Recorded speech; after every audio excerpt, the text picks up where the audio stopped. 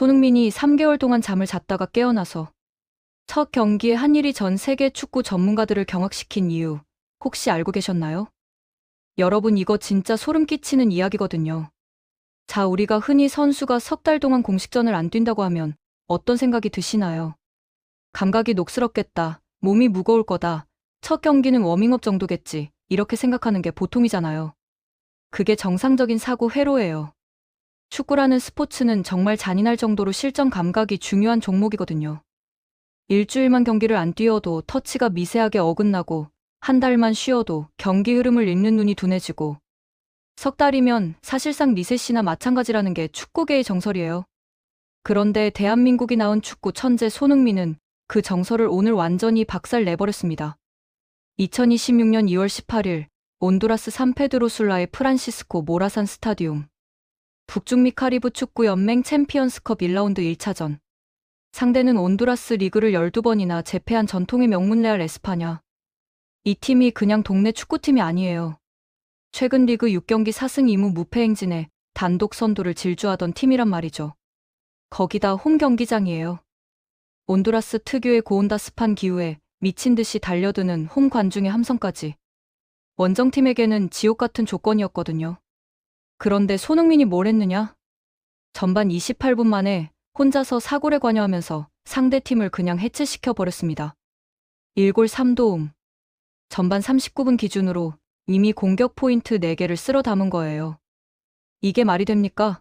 3개월 동안 공식전을 한 경기도 안 뛴 34살 선수가요? 여기서 정말 미쳐버리는 디테일을 하나하나 까볼게요.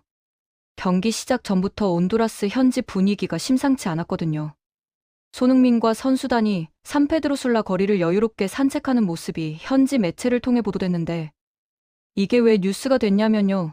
보통 이 지역에 원정 오는 팀들은 보안 문제 때문에 호텔에만 칩거하는 게 관례거든요. 그런데 손흥민을 필두로 한 선수단이 아무렇지도 않게 거리를 활보하니까 현지 시민들이 깜짝 놀란 거예요. 이게 뭐냐면 멘탈의 차이입니다. 프리미어리그에서 수백 번의 빅매치를 치르고 챔피언스리그 결승까지 가본 남자에게 온두라스 원정이 뭐가 무섭겠어요. 이미 세계 축구의 최정상에서 모든 걸 경험한 사나이의 여유로움이 거리 산책 하나에서도 묻어나온 거죠. 현지 축구 전문가들도 경기 전부터 경고를 날렸어요. 손흥민의 공간 침투 능력, 슈팅 정확도, 그리고 수백 경기에서 쌓아올린 경험치가 세계 최정상급이니 어떻게 막느냐가 이 경기의 승패를 가를 핵심이라고요. 티켓은 당연히 매진 직전이었고 안표 가격까지 폭등했다고 합니다. 온두라스 국민들이 자기네 리그 경기가 아니라 손흥민 한 명을 보려고 몰려든 거예요.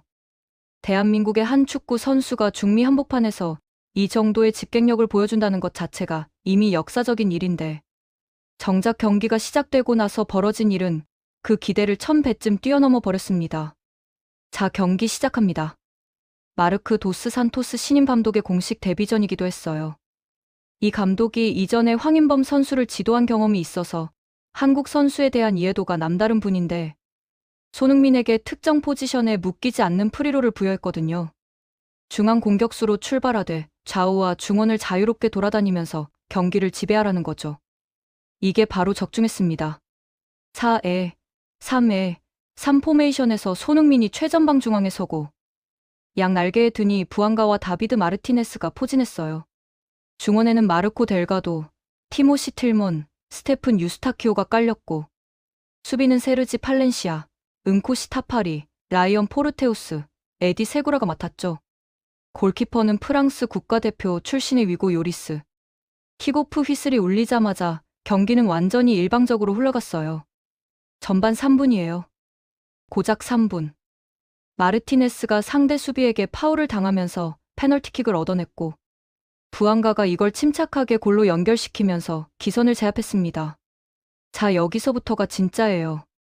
상대 수비진이 손흥민한테 집중 견제에 들어갔거든요. 공만 잡으면 거친 파울로 끊어내려고 덤볐어요. 근데 이게 손흥민한테 통할 리가 있나요?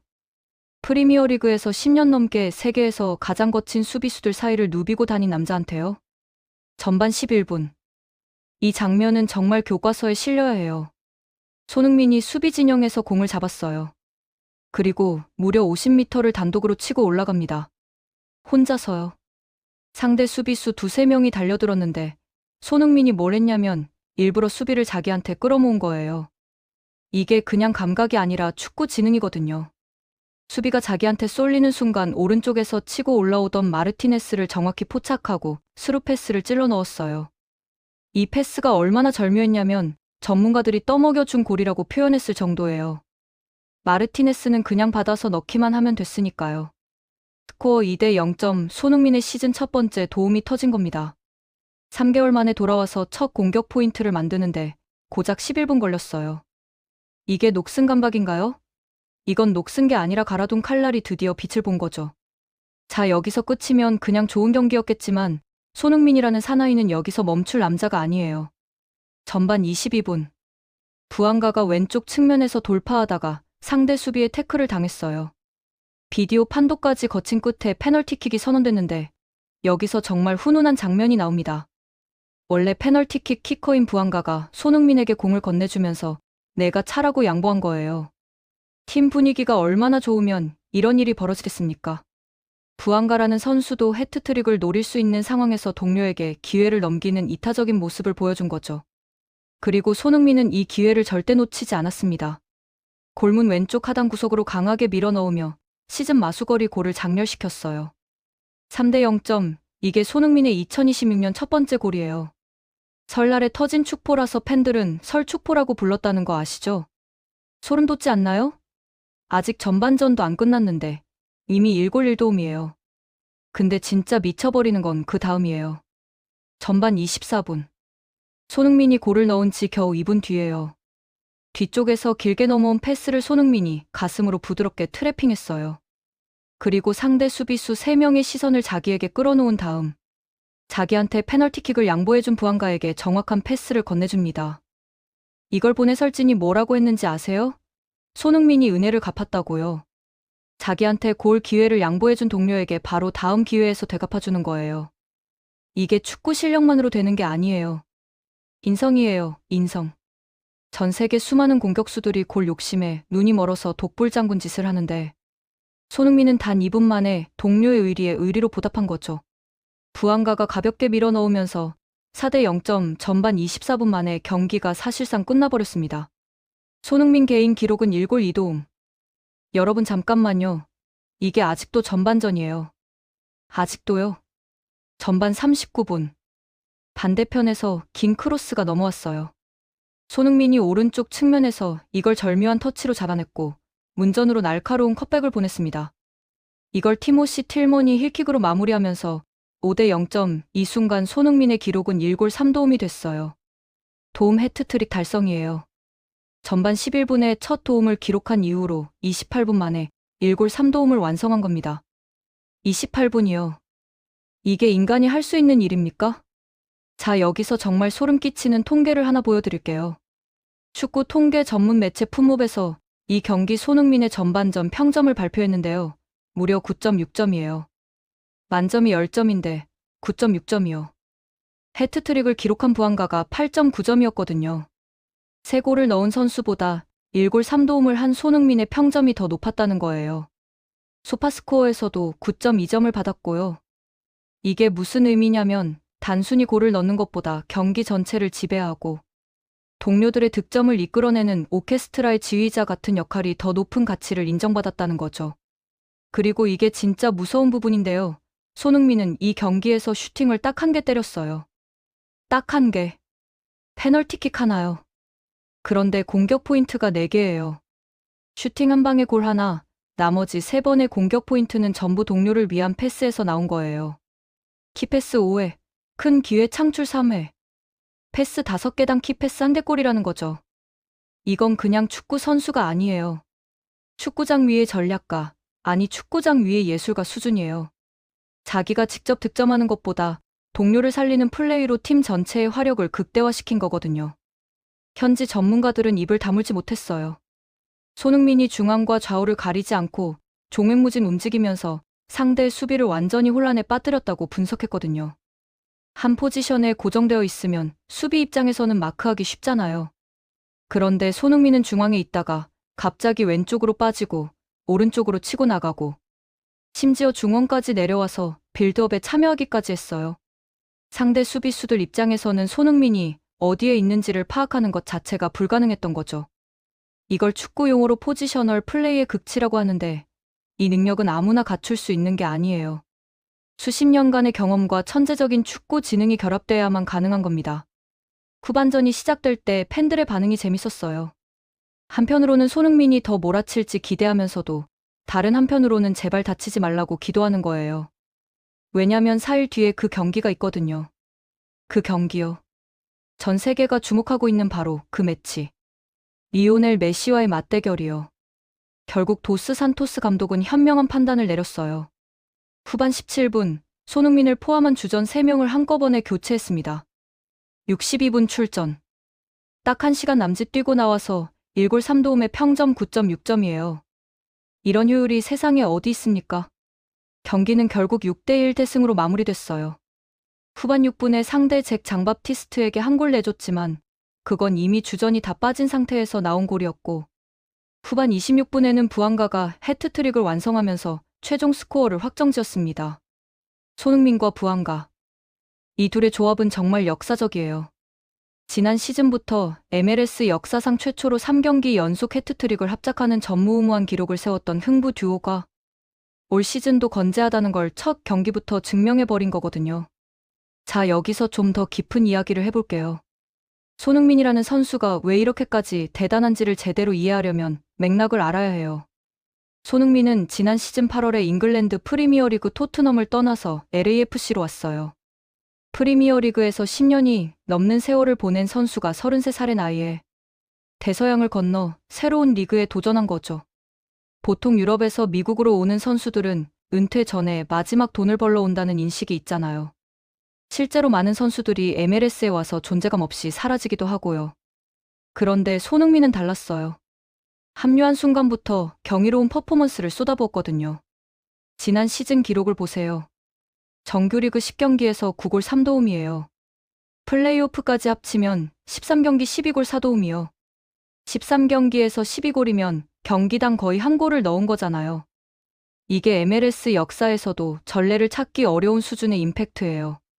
현지 매체 원풋볼은 뭐라고 했냐면 손흥민은 기록적인 이적료에 걸맞게 자신을 증명하는데 긴 시간이 필요하지 않았다면서 단순히 숫자로 나타나는 기록보다 주변 동료들의 가치를 한 단계 더 끌어올렸다는 점이 훨씬 더 인상적이다라고 극찬했어요. 동료들의 가치를 끌어올렸다. 이게 핵심이에요. 손흥민이 오면서 LAFC 전체가 다른 팀이 됐다는 거거든요. 실제 수치로도 증명이 돼요. 손흥민이 합류한 이후 LAFC는 9승 3무 2패를 기록하면서 서부 콘퍼런스 3위까지 순위를 끌어올렸어요. 손흥민 한 명이 오면서 팀의 성적이 완전히 뒤집힌 거죠. 그리고 부안가와의 파트너십은 MLS 역사를 새로 쓴 수준이에요. 두 선수가 팀의 18골을 연속으로 합작해내면서 리그 역대 최다 연속 득점 합작 기록을 경신했거든요. 이 정도면 그냥 궁합이 좋은 수준이 아니라 텔레파시로 소통하는 경지에 도달한 거예요. 영국 공영방송 BBC까지 이 현상에 주목했어요. 손흥민의 MLS 합류가 리그 내외적으로 메시 합류에 버금가는 파급력을 만들고 있다고 보도했거든요. 메시가 2023년 인터 마이애미에 왔을 때 MLS 전체가 뒤집어졌잖아요. 그런데 BBC가 손흥민의 영향력을 메시에 비견했다는 거예요. 입단 기자회견 유튜브 조회수가 20만 회를 기록했고 이적 발표 당시 LAFC 소셜미디어 조회수가 340억 회로 기존 대비 594% 폭증했다고요. 이게 단순히 한국 팬들만의 관심이 아니에요. 전 세계에서 손흥민이라는 이름이 가진 브랜드 파워가 얼마나 대단한지를 보여주는 수치인 거죠. 그리고 경기장 밖에서의 경제적 효과도 엄청났어요. BMO 스타디움은 손흥민의 홈 데뷔전부터 매진을 기록했고 연간 티켓 판매가 100만 장을 돌파하면서 LA 최고의 스포츠 엔터테인먼트 경기장으로 자리매김했다고요. LA 지역 한인 커뮤니티는 물론이고 글로벌 팬층의 유입으로 지역적, 국제적 수익 확대가 동시에 이루어지고 있다는 분석이에요. 한국인 한 명이 미국 프로축구 리그의 경제 구조를 바꿔놓고 있는 거예요. 이거 국뽕이 아니라 팩트예요. 자, 이제 오늘 경기 이야기로 돌아올게요. 이번 경기가 열린 북중미 카리브 축구 연맹 챔피언스컵이 어떤 대회인지도 알아야 이 승리의 의미가 와닿거든요. 이 대회는 1962년에 창설된 북중미 카리브 대륙 최상위 클럽 대항전이에요. 유럽의 챔피언스 리그, 아시아의 AFC 챔피언스 리그 엘리트에 해당하는 격의 대회죠. 그리고 우승팀에게는 2029년 국제축구연맹 클럽 월드컵 출전권이 주어져요. 그러니까 이건 그냥 친선 경기가 아니라 세계 무대로 가는 관문이에요. LAFC는 이 대회에서 2020년과 2023년에 준우승을 했어요. 두 번이나 결승까지 갔는데 우승을 놓친 거죠. 그런데 올해는 다릅니다. 손흥민이 있으니까요. MLS 사무국도 이번 챔피언스컵에 출격하는 미국 9개 팀 중에서 LAFC의 우승 가능성이 가장 높다고 평가했어요. 심지어 메시가 이끄는 인터 마이애미보다 더 높은 평가를요.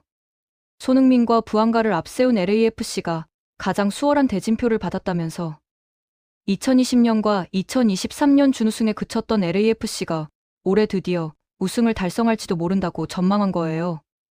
오늘 6대1 대승으로 LAFC는 16강 진출에 유리한 고지를 완전히 선점했어요. 25일에 홈구장 BMO 스타디움에서 열리는 2차전에서 비기기만 해도 16강이 확정되거든요. 사실상 16강은 따놓은 거나 마찬가지예요. 1차전에서 5골 차이로 이겼는데 2차전에서 뒤집힐 리가 없잖아요. 자, 이제 모든 시선은 4일 뒤로 향합니다. 2월 22일. 날짜 기억해 두세요. 이날 일어날 일이 전 세계 축구 역사에 기록될 거니까요. 손흥민 대 메시. 대한민국의 아시안 슈퍼스타와 아르헨티나의 축구의 신이 2026 MLS 정규 시즌 개막전에서 격돌합니다. 장소가 어디냐고요? LA 메모리얼 콜리세움이에요. 77,500석 규모의 초대형 경기장이요. LAFC의 원래 홈구장인 BMO 스타디움은 22,000석밖에 안 되는데 MLS 사무국이 이 경기를 위해 경기장을 변경한 거예요. 1921년에 착공해서 1932년과 1984년 LA 올림픽 개막식이 열렸고 2028년 LA 올림픽 주경기장으로도 쓰일 그 콜리세움에서 MLS 경기가 열리는 건 사상 최초예요. 그 역사적인 첫 번째 MLS 경기의 주인공이 바로 손흥민과 메시인 거죠. MLS가 왜 이런 파격적인 결정을 내렸겠어요? 손흥민과 메시의 맞대결이 가진 상업적 가치가 그만큼 어마어마하기 때문이에요. 두 선수는 MLS 연봉일 2위예요. 손흥민이 2,044만 달러, 한화로 약 300억 원. 메시가 1,152만 달러, 한화로 약 169억 원이에요. 네, 맞아요. 손흥민이 메시보다 연봉이 높아요. MLS에서요. 이게 무슨 의미인지 아시겠죠? 리그가 손흥민에게 거는 기대와 가치가 그만큼 크다는 거예요. 근데 여기서 정말 재밌는 뒷이야기가 하나 있어요. 인터 마이애미 구단이 며칠 전에 공식 발표를 했는데 메시가 왼쪽 햄스트링 부상을 당했다는 거예요. 에콰도르에서 열린 바르셀로나 SC와의 경기 중에 다친 건데 팀 훈련에도 불참하고 추가 검사를 받은 결과 햄스트링 부상 진단이 나왔다고요. 개막전까지 나흘밖에 안 남았는데 메시가 출전할 수 있을지 불투명해진 거예요. LAFC와 인터 마이애미는 서로 다른 컨퍼런스에 속해 있어서 정규리그에서 딱 한 번만 만나거든요. 그러니까 이번 개막전을 놓치면 올 시즌에 손흥민과 메시의 맞대결 자체가 아예 없을 수도 있는 거예요. 자, 여기서 생각을 해보세요. 메시는 부상으로 출전이 불투명하고 손흥민은 오늘 62분 뛰면서 1골 3도움에 평점 9.6점을 찍었어요. 컨디션 차이가 확연하게 갈리는 거죠. 메시가 나오든 안 나오든 손흥민은 이미 만반의 준비가 되어 있다는 거예요.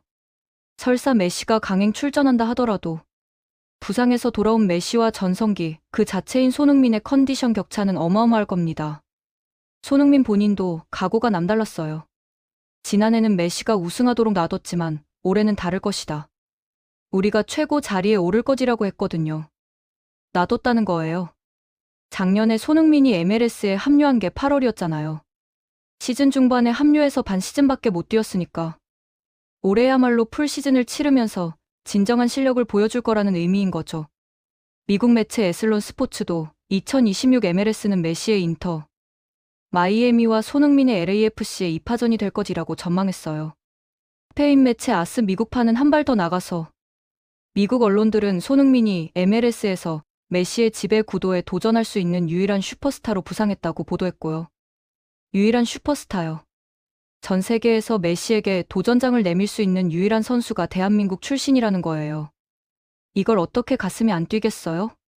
자, 여기서 좀 더 넓은 시각으로 봐볼게요. 손흥민이라는 존재가 한국 축구 역사, 아니 아시아 축구 역사에서 어떤 의미를 가지는지를요.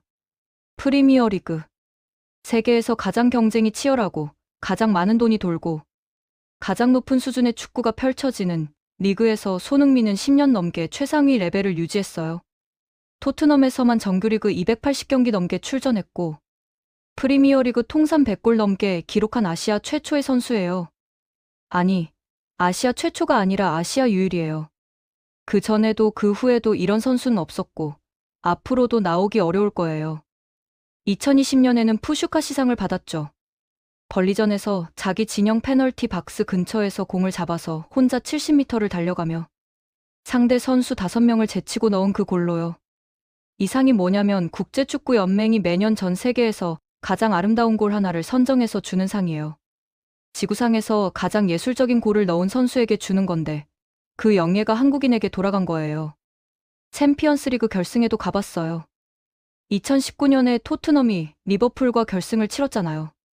결과는 아쉬웠지만 아시아 선수로서 챔피언스리그 결승이라는 무대에 선 것 자체가 역사적인 일이었죠.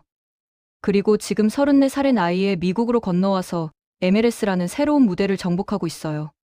보통 이 나이의 선수들은 체력이 떨어지고 퍼포먼스가 하락하는데 손흥민은 오히려 더 무서워지고 있거든요. 13경기 12골 4도움이라는 지난 시즌 기록이 증명하잖아요. 재밌게 보셨다면 구독과 좋아요, 알림 설정 부탁드립니다.